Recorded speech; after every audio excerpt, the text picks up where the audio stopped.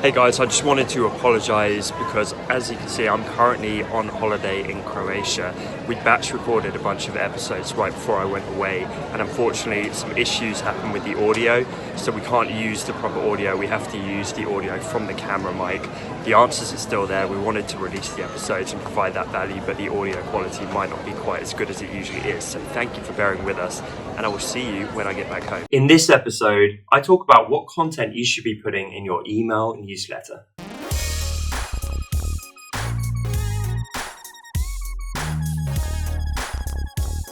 Welcome to episode 56 of the Honest Entrepreneur Show.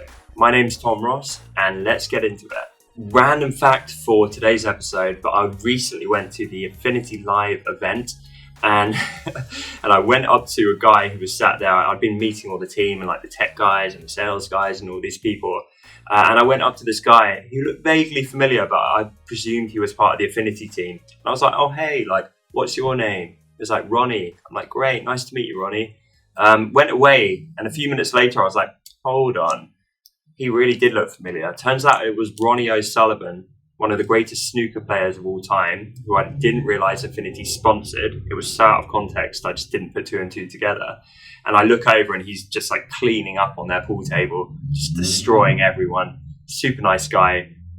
So I put my foot in my mouth. Like everyone else there was like, what a legend. And I'm like, oh, nice to meet you, Ronnie. What do you do? Like a complete idiot. This question is from Paul. I'm an illustrator and I sell illustrating services. I'm going to restart my monthly newsletter and I'm trying to figure out what to focus on. Any tips from you would be appreciated. Hey, Paul. First of all, thank you for being an amazing part of this community. You've been great. It's all I can say. So I appreciate you, and I'm really excited to answer this question because I've seen massive strides of progress in everything you're doing, man. So for the question, newsletters, there's a ton of different ways. I feel like I say this a lot on this show. There's no one size fits all, right? There's no one clear answer. You can do a bunch of stuff. So I've talked about this. You can do compilations. You can do like bonus tips, exclusive content. You could do Q&A like this format, but in a newsletter. There's tons of different ways.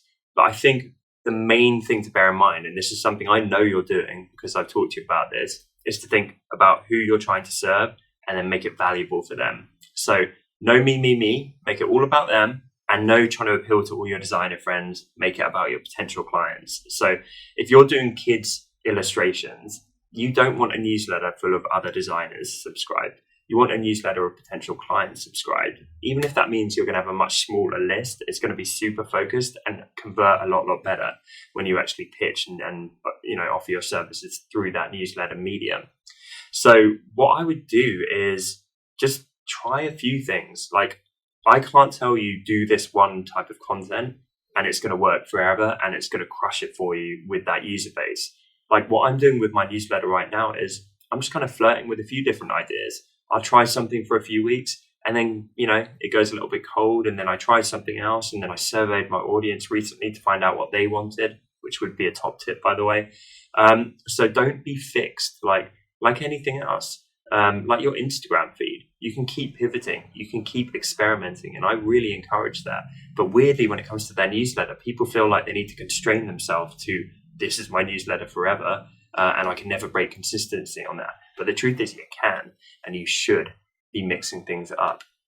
But let's spitball ideas for a second. So if you're trying to target, kids book publishers, children's book authors, and that kind of thing, then do stuff that is going to help them. I'm really, really hot right now on like give away the content that you basically are going to be selling. So give away your expertise for free.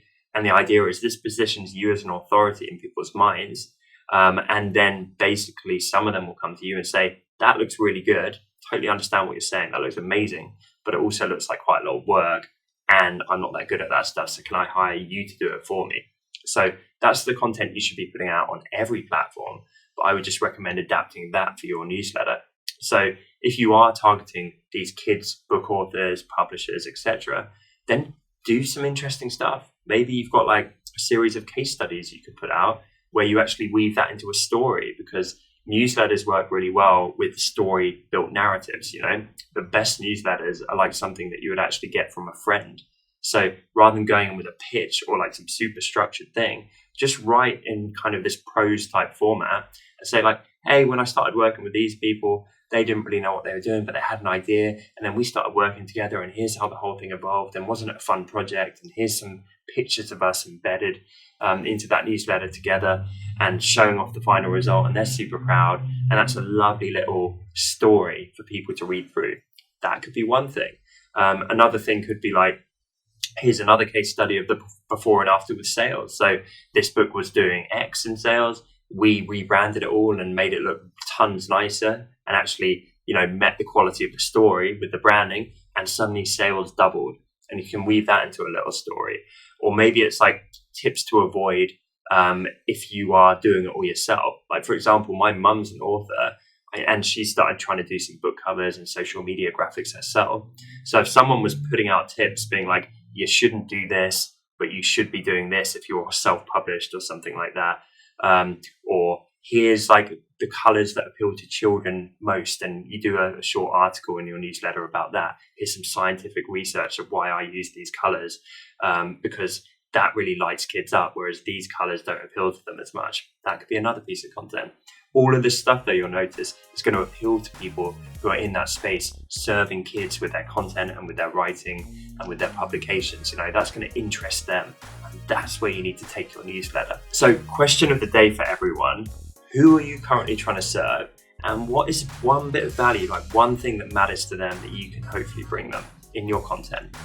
Thank you so much for watching this episode. I appreciate you guys so much. I'm really enjoying the YouTube show. If you are too, then be sure to hit the subscribe icon and tick the little bell to get notifications when I post new content on this platform.